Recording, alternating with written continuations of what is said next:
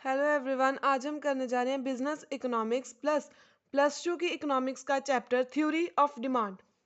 ठीक है जी, ये बड़ा ही एक इम्पॉर्टेंट चैप्टर है।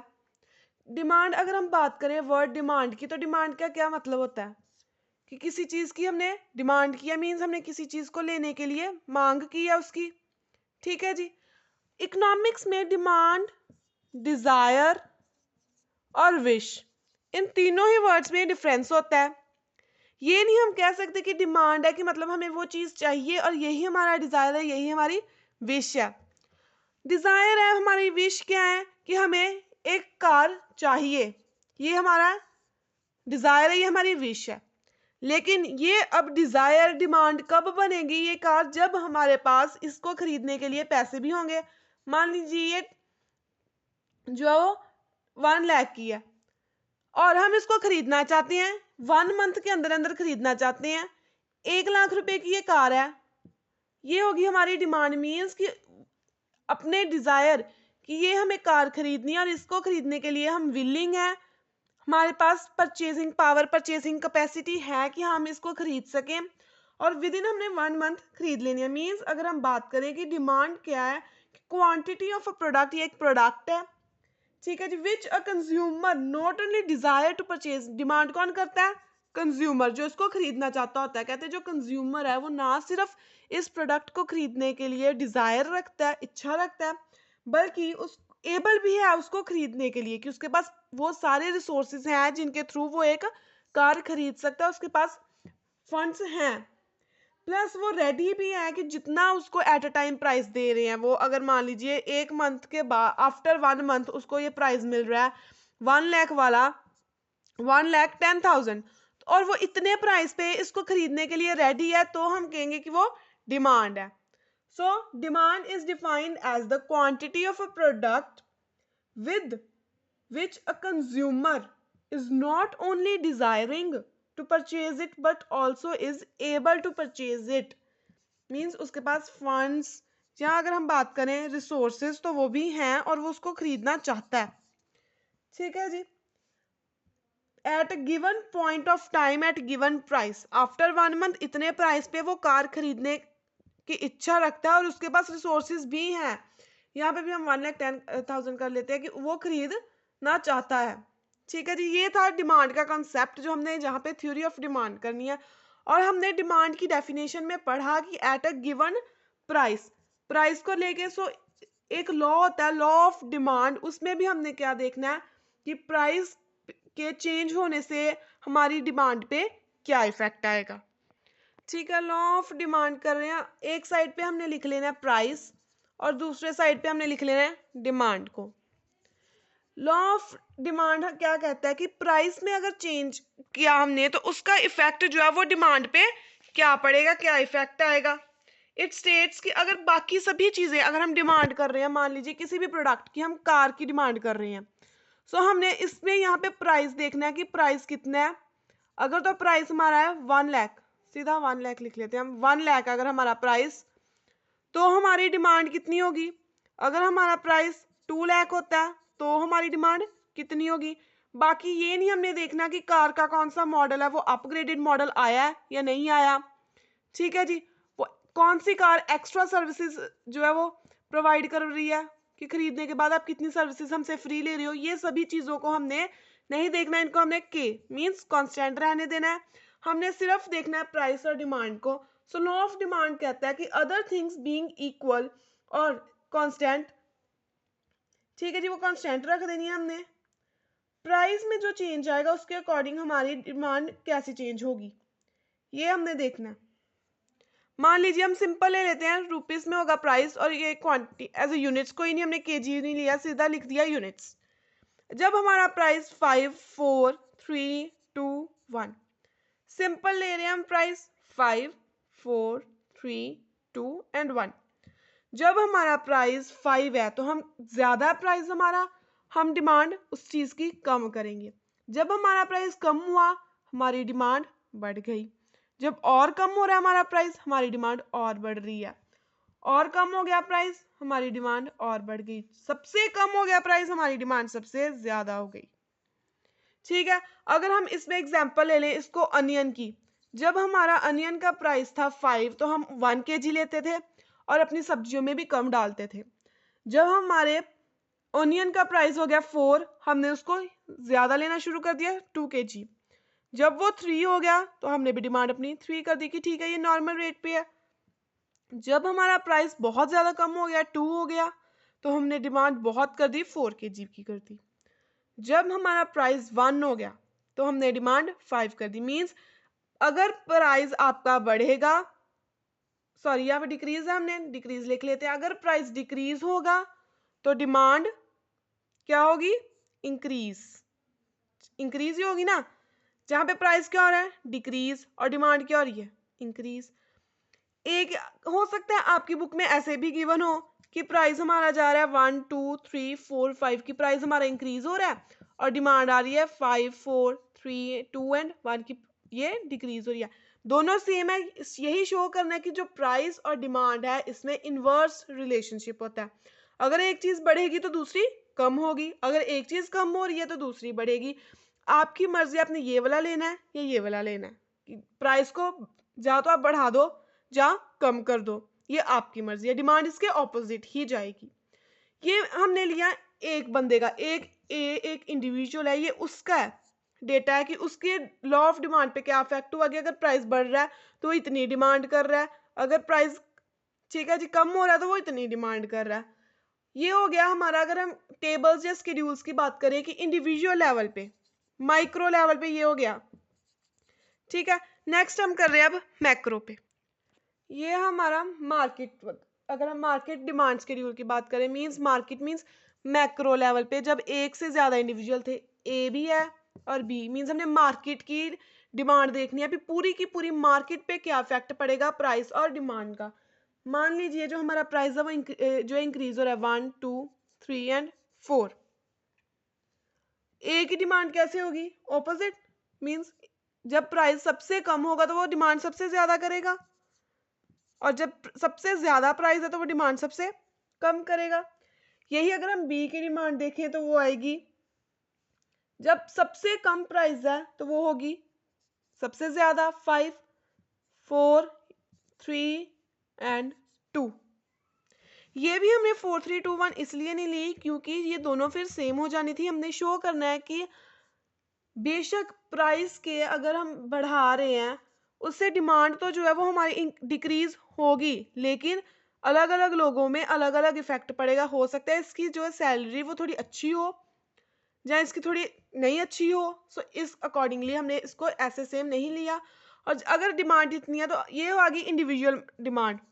अब हमने मार्केट डिमांड निकालनी है। सो मार्केट डिमांड के लिए हम क्या करेंगे, इन दोनों की डिमांड को प्लस कर लेंगे। 5 और 4 9, 4 और 3 7 5 एंड 3। ठीक है जी, यहाँ पे हमने सिर्फ ये समझाना है एग्जामिनर को कि हमारी लॉ ऑफ डिमांड ऐसे चल रही है कि अगर प्राइस हम कह दें कि वो बढ़ता ही जा रहा है तो डिमांड डिक्रीज हो जाएगी। अगर हम ए बी सी डी कितने सारे लोगों को ले लेते तो वो थोड़ी कंफ्यूजन क्रिएट करेगा, इसलिए मैंने सिर्फ 2 को लिया, ए और बी की डिमांड। इससे भी यही शो हो रहा है कि अगर प्राइस बढ़ेगा तो चाहे वो एक इंसान हो, चाहे वो 10 हो या 2 हो, उनकी डिमांड पे इफेक्ट पड़ेगा, उनकी डिमांड कम होगी। ये हमारा लॉ ऑफ डिमांड कहता है। लेकिन इसकी भी कुछ अजम्पशंस हैं, क्रिटिसिज्म है, क्योंकि हर लॉ की कुछ अजम्पशंस होती हैं, क्रिटिसिज्म होता है। इसमें हमने अज्यूम क्या करना है कि अजम्पशंस कौन कौन सी लेनी है कि जितनी भी और चीज़ें हैं जो डिमांड को इफेक्ट करती है, डिमांड जो है उसको केवल अगर हम अकेला बोलें कि प्राइस ही इफेक्ट कर रहा है तो ये गलत बात है। और भी बहुत सारी चीज़ें हैं जो डिमांड को इफेक्ट करती हैं। ठीक है जी, जैसे क्लाइमेट। अगर हमारा विंटर क्लाइमेट चल रहा है, सर्दियाँ हैं, तो हम गर्म कपड़ों की डिमांड थोड़ी करेंगे, उनकी डिमांड कम होगी, वो इफेक्ट होगा। ऐसे ही बहुत सारे फैक्टर्स हैं जो इफेक्ट होते करते हैं डिमांड को। उन सभी को हमने क्या करना है कि अज्यूम कर लेना कि वो सारे कांस्टेंट हैं, उनका कोई इफेक्ट नहीं पड़ रहा। ठीक है जी, ये हमने कह देना लॉ ऑफ डिमांड में। सो इसकी अपने अजम्पशंस कर लिए हैं। अब लॉ ऑफ डिमांड में हमने ऑलरेडी स्केड्यूल्स कर लिए हैं। ठीक है जी, अब हमने कर्व्स करने हैं इसके। स्केड्यूल्स मींस जो हमने टेबल्स बनाए, ये मैं आपको दोनों टेबल्स के इनके डायग्राम्स भी हैं और ये एग्जाम में क्वेश्चन हमेशा आता ही आता है। इंडिविजुअल का हमारा क्या था, P for price and D for demand. Means price हमारा जा रहा है 1 2 3 एंड 4। मैं इंक्रीज वाला ले रही हूँ, जैसे मैंने आपको पहले बताया कि चाहे आप इंक्रीज वाला ले लीजिए चाहे डिक्रीज वाला, ये आपकी मर्जी है। मैं इंक्रीज वाला ले रही हूँ 2 एंड 1। ये था हमारा इंडिविजुअल का, और इसकी कर्व कैसे बनेगी, ऐसे करके हमने यहाँ पे OX पे और यहाँ पे Y, O एक्सिस पे हमने क्या ले लेना है, क्वांटिटी, और Y एक्सिस पे हमने कौन सी ले लेनी है, प्राइस। ये इधर को एरो बनाकर शो और ये इधर को एरो करके हमने शो कर देनी है। ठीक है जी। अब प्राइस हमारा कौन सा, 1 2 एंड 3 4। सो यही हम लिख लेंगे 1 2 3 एंड 4। यहां पे भी क्वांटिटी 1 2 3 4 ही है, 1 2 3 4 बन गया। अब जब प्राइस 1 था तो हमारी डिमांड कितनी थी, 4। प्राइस 1 है और हमारी डिमांड कितनी आ गई, 4, डॉट लगा लेंगे। जब प्राइस 2 था तो हमारी डिमांड कितनी थी, 3। ये यहां से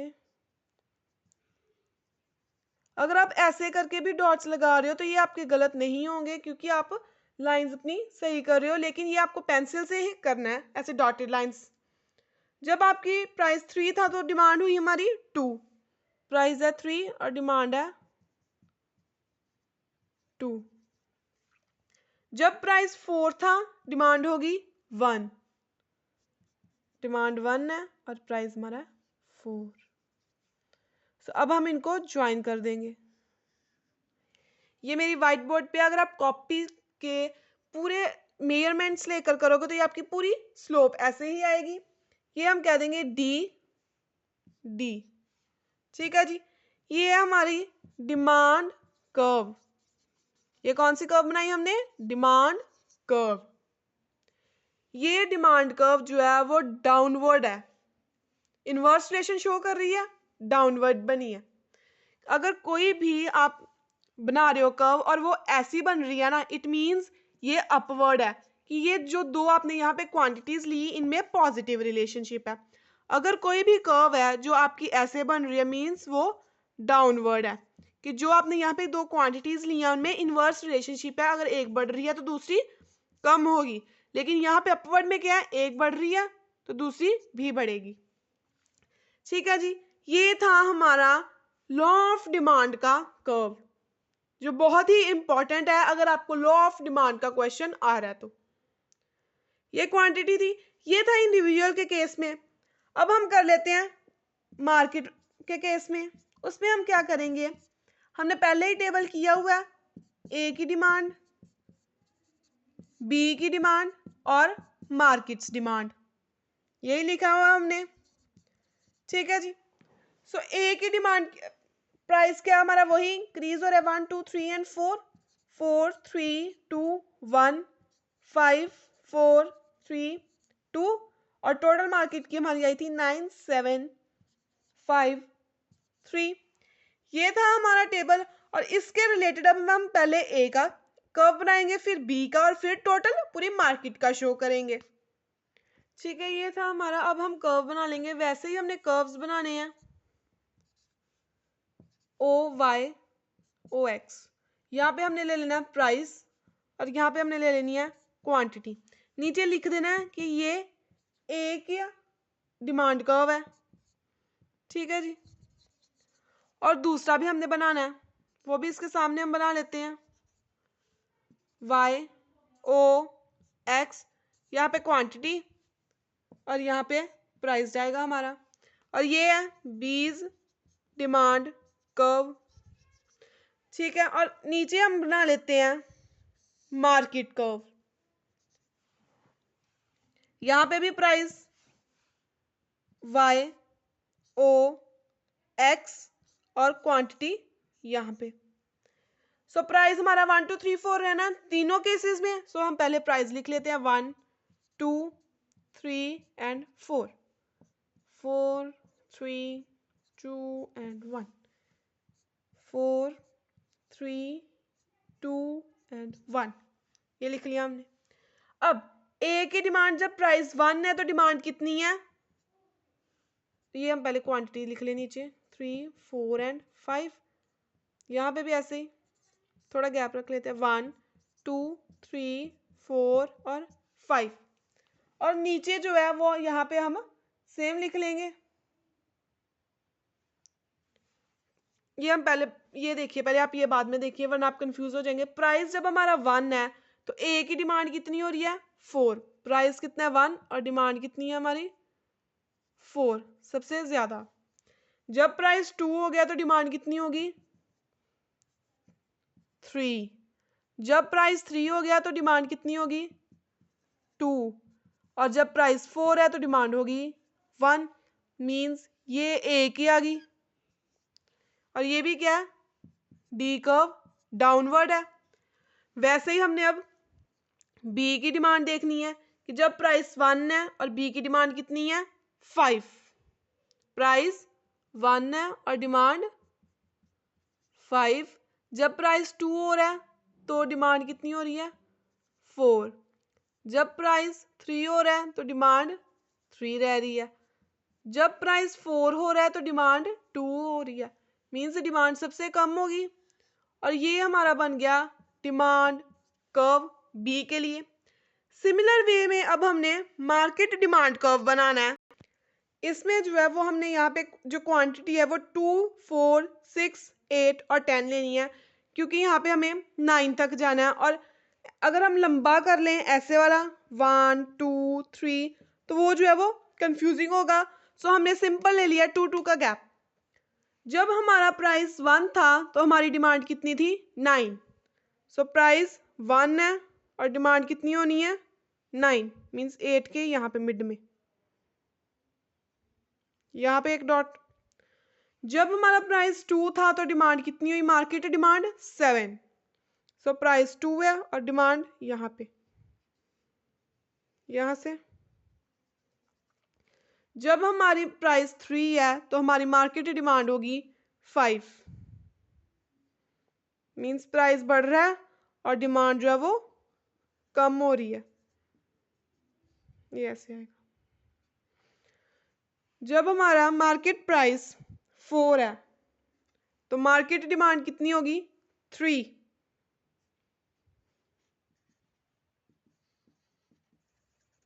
ठीक है जी।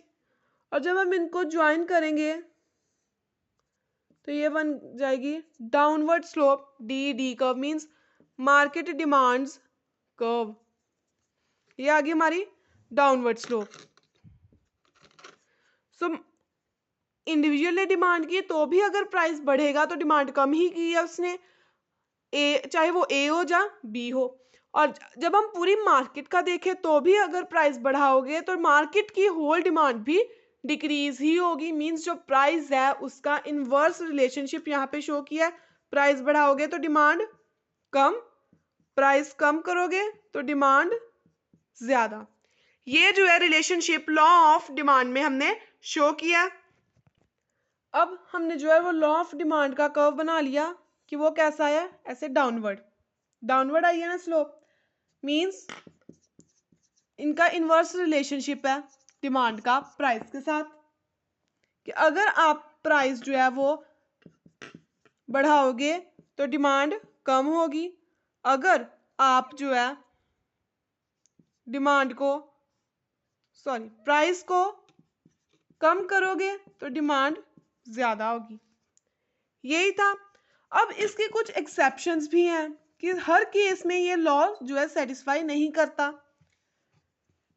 वेबलन गुड्स, ये वेबलन गुड्स होती हैं, मींस जिनको हम कहते हैं articles of distinction. Articles of distinction, distinction होता है कि जो अलग हो दूसरों से, डिस्टिंक्ट हो। सो इसमें हम ले लेते हैं ज्वेलरी की एग्जांपल। अगर कोई ज्वेलरी है तो ये थोड़ी है कि अगर उसका प्राइस ज्यादा होगा, अगर एक ज्वेलरी है आपको मिल रही है 10,000 की तब भी आप लोगे, अगर वही ज्वेलरी आपको 20,000 पे मिल रही है तब भी आप लोगे। इनफैक्ट कई लोग तो कहेंगे कि जो 20,000 वाली ज्वेलरी है वो ज़्यादा बेटर है और इसकी डिमांड हो जाएगी 10 और इसकी 5। ये भी हो सकता है। या अगर एक ही इंसान है, उसने ज्वेलरी खरीदनी है, चाहे रेट ये हो या रेट ये, अगर ये होगा तब भी वो 4 ही खरीदेगा, अगर ये होगा वो तब भी 4 ही खरीदेगा। मीन्स ज्वेलरी के केसेस में, उन गुड्स के केसेस में जिनमें हम शो ऑफ करना चाहते हैं या हम चाहते हैं कि दूसरों को हम अपने आप को सुपीरियर दिखाएं दूसरों के ऊपर, जो आर्टिकल्स ऑफ डिस्टिंक्शन है जिन्हें हम वेबलन गुड्स भी कहते हैं, उन आर्टिकल्स में ये जो लो है वो फेल हो जाता है। ऐसा उनकी स्लोप डाउनवर्ड नहीं आती, क्योंकि ज्वेलरी अगर आप कह लीजिए क्वांटिटी है 2 और 4, प्राइस भी हम 2 और 4 ले लेते हैं, अगर उसका प्राइस जो है वो ज्वेलरी का 2 होगा तो डिमांड 2, अगर 4 होगा तो डिमांड 4, क्योंकि लोग कहेंगे कि ये अच्छी क्वालिटी की है इसलिए ये महंगी मिल रही है और हमने अच्छी क्वालिटी की लेनी है।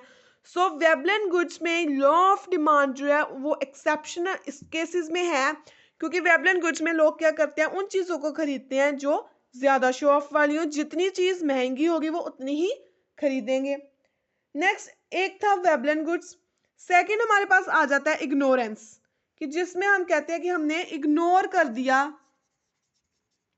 चीज़ों को। इग्नोरेंस में हम कहेंगे कि कोई भी, अगर हम एग्जाम्पल ले लें ऐसे, ठीक है, यहाँ पे हम एग्जाम्पल ले लेते हैं कि एक जो है वो बुक पब्लिश की गई थी वर्ल्ड वॉर के बाद। ये एग्जाम्पल हम ले रहे हैं इग्नोरेंस वाले की, कि एक बुक जो है वो पब्लिश की गई थी वर्ल्ड वॉर के बाद जिसका प्राइस था 10 रुपीस, ठीक है जी। तो उसकी डिमांड कितनी थी, 6 पर कॉपी के हिसाब से अगर हम देखें उस बुक की। अब यही उस बंदे ने क्या किया कि बुक की डिमांड रुपीस से हटा दी और उसने कर दी $3, 10 शिलिंग्स, ये पूरी टोटल उसकी वैल्यू कर दी। या हम सीधा लिख लें कि उसने $3 कर दी। उसने क्या किया, प्राइस बढ़ा दिया। सो उसकी कॉपी की डिमांड होगी 10 पर कॉपी, ठीक है। मीन्स हर एक कॉपी के बदले उसको 10 लोगों ने डिमांड किया। सो इग्नोरेंस में उन्होंने कहा है कि ये लॉ ऑफ डिमांड में एक्सेप्शन है, क्योंकि कई बार क्या होता है कि जिस क्वांटिटी या कमोडिटी की प्राइस जिसका ज़्यादा है ना, वो लोग सोचते हैं कि उसकी क्वालिटी भी ज़्यादा और उसकी जो है डायरेक्टली डिमांड भी ज़्यादा की जाती है। वाइस वर्सा अगर हम कह दें कि प्राइस कम है तो लोग सोचेंगे क्वालिटी भी कम है और उसकी जो है वो डिमांड डायरेक्टली कम हो जाएगी। मीन्स इग्नोरेंस, कंज्यूमर की इग्नोरेंस इसमें आ जाती है।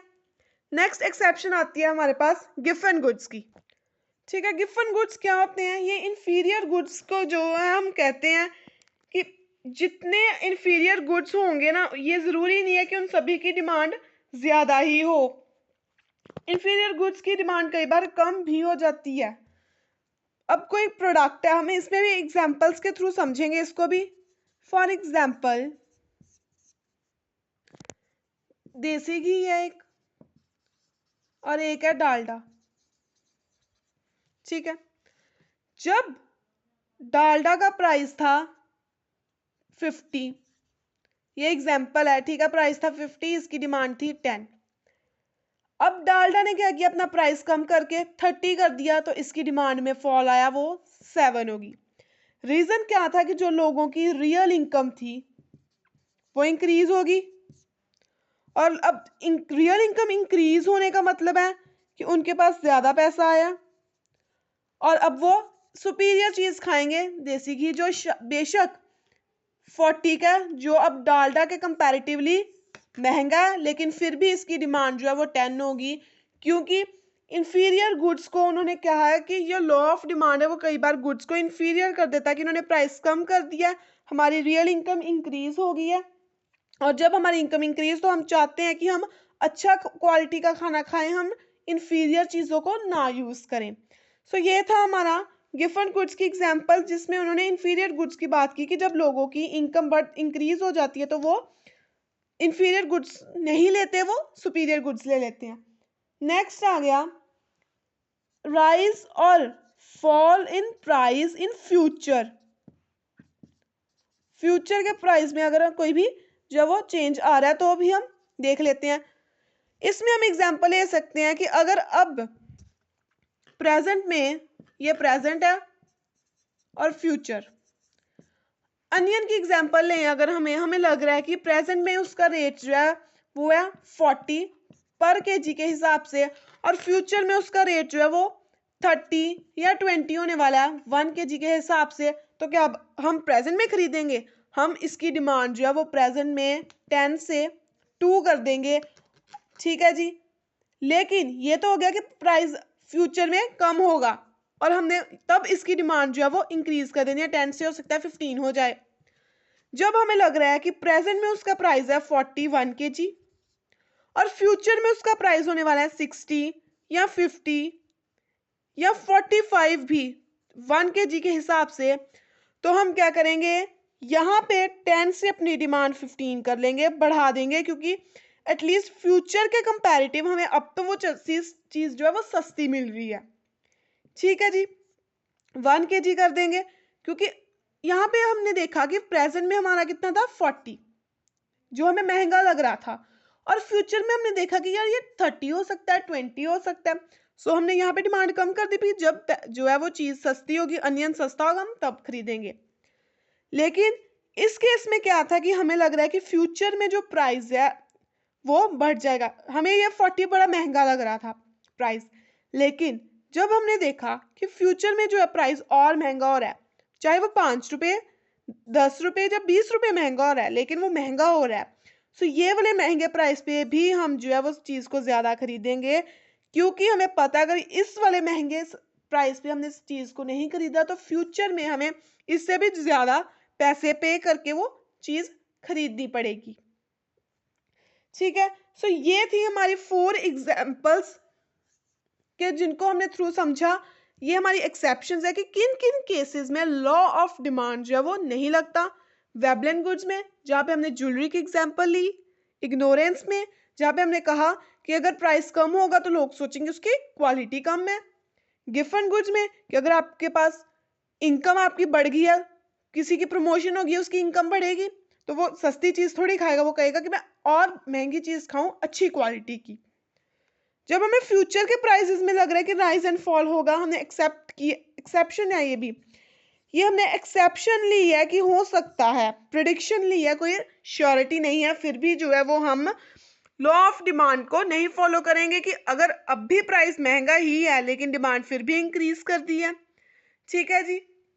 सो ये थी exceptions to the law of demand, या हम इनको ऐसे भी कह सकते हैं एक्सेप्शनल डिमांड कर्व। नेक्स्ट इसमें जो है लास्ट टॉपिक आता है लॉ ऑफ डिमांड के रिलेटेड, कि why does the slope of demand curve downward. ये क्वेश्चन है कि डिमांड कर्व की जो स्लोप है वो डाउनवर्ड क्यों होती है। हमने देखा ना कि उसकी स्लोप जो है वो डाउनवर्ड थी, हमने कर्व पीछे किया। सो अब इसके रीजंस है, 3 रीजंस है मेनली, वो हम करेंगे ये डिस्कस। ये इसकी जो कर्व है वो डाउनवर्ड होती है, ये डिमांड कर्व है हमारी, कि प्राइस चेंज हुआ और जो डिमांड में इफेक्ट आ रहा है उसके रिलेटेड हम करेंगे। अब डिमांड कर्व जो है वो क्यों हमारी डाउनवर्ड है, इसके लिए हमने 3 जो है वो पॉइंट्स करने हैं, ठीक है जी। सबसे पहले आ जाता है law of diminishing marginal utility. ये एक मार्जिनल यूटिलिटी का जो है वो कंसेप्ट होता है, जो हम नेक्स्ट वीडियोस में डिस्कस करेंगे, क्योंकि इस पे आपको पूरा एक चैप्टर भी करना है। सेकंड आ जाता है हमारे पास इनकम इफेक्ट, की इनकम बढ़ी है या कम हुई है, क्या उसके साथ हुआ उसकी वजह से। थर्ड आ जाता है हमारे पास सब्स्टिट्यूशन इफेक्ट। सब्स्टिट्यूशन होता है कि इन प्लेस ऑफ, ठीक है जी।